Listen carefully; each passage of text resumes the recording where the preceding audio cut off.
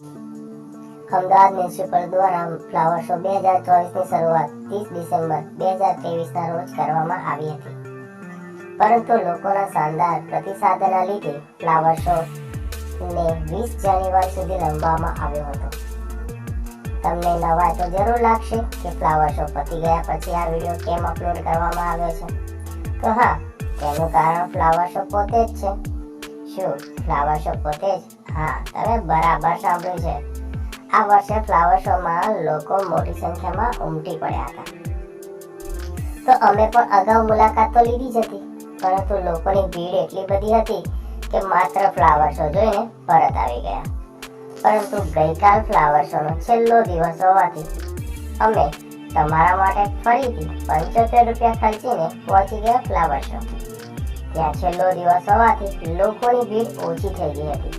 અને બીજું શું જોઈએ અમારે? આ જોઈતું હતું, અમે અમારો વિડીયો બનાવવાનો શરૂ કરી દીધો.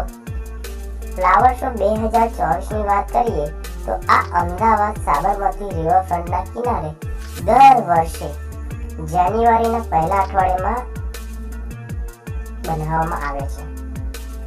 આ વર્ષે ફ્લાવર શોમાં બ્રસેલ્સ, સ્વિટ્ઝરલેન્ડ સહિતના દેશોના તેમજ કલકત્તા, દિલ્હી, આંધ્રપ્રદેશ અને બેંગ્લોરથી ફૂલો અહીં મંગાવવામાં આવ્યા હતા. આ ફ્લાવર શોની મુલાકાત માટે 12 વર્ષથી નીચેના બાળકોને વિનામૂલ્યે પ્રવેશ, જ્યારે 12 વર્ષથી ઉપરના મુલાકાતીઓ માટે સોમથી શુક્ર સુધી 50 રૂપિયા અને શનિવાર અને રવિવારના રોજ 75 રૂપિયા ટિકિટ રાખવામાં આવેલ. હા, તમારા માટે અમે પણ 75 રૂપિયા ભરીને આ વિડીયો બનાવ્યો છે.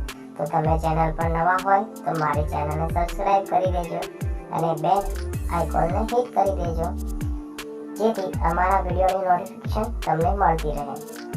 અને જો તમે અમારી YouTube ચેનલના ભાગ જ હોય તો તમને થેન્ક યુ સો મચ. તો તમે આ વિડીયોને શેર કરી દેજો. ફ્લાવર શો 2024ના ખાસ આકર્ષણની વાત કરીએ તો જેમાં સરદાર પટેલનું સ્ટેચ્યુ ઓફ યુનિટી જે 6 મીટર ઊંચી ફ્લાવરોની મદદથી બનાવવામાં આવ્યું હતું.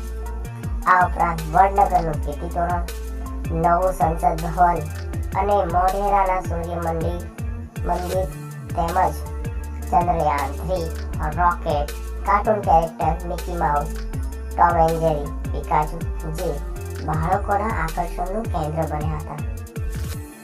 આવા 33 જેટલા સ્કલ્પચર 5 થી 6 કરોડના ખર્ચે ઊભા કરવામાં આવ્યા હતા.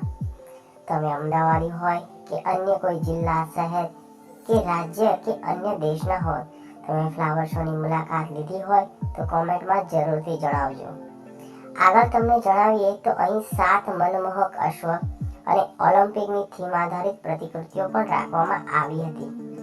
અહીં 15 લાખથી વધુ ફૂલ છોડ રાખવામાં આવ્યા હતા, જેમાં પિટુનિયા, ગજેનિયા, બિગોનિયા, તોરણિયા, મેરીગોલ્ડ, લિલિયમ, ઓર્ચિડ, ડહેલિયા, એમરન્સ, લીલી, કેક્ટસ પ્લાન્ટ, જરબેરા જેવી દેશી વિદેશી ફૂલોનો પણ સમાવેશ થાય છે.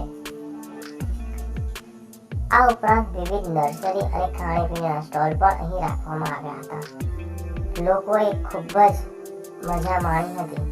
ખાવાની સાથે ફ્લાવર શોની પણ સુંદર રીતે મુલાકાત લીધી હતી અને પોતાના આ વર્ષની અંદર ફ્લાવર શોનો આનંદ માણ્યો હતો.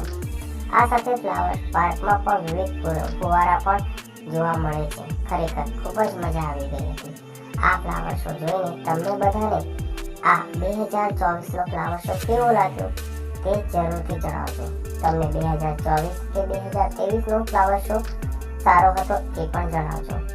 હવે 2025ના ફ્લાવર શોની કેટલા લોકો રાહ જોઈ રહ્યા છે?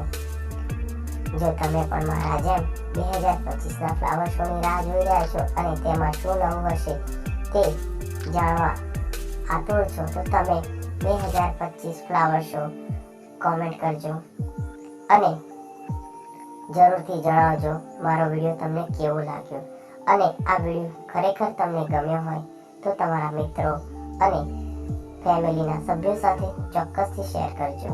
ત્યાં સુધી હું વિદાય લઉં છું. મળીશું આવતા ફ્લાવર શો 2025માં. ત્યાં સુધી તમે નાઇટ વ્યૂ જે ફ્લાવર શોનો છે તે તમે જોઈ શકો છો. અને વિડીયો ગમે તો ફરીથી લાઈક, કોમેન્ટ અને શેર ચોક્કસથી કરજો. ત્યાં સુધી બાય, સ્ટે ટ્યુન, બાય.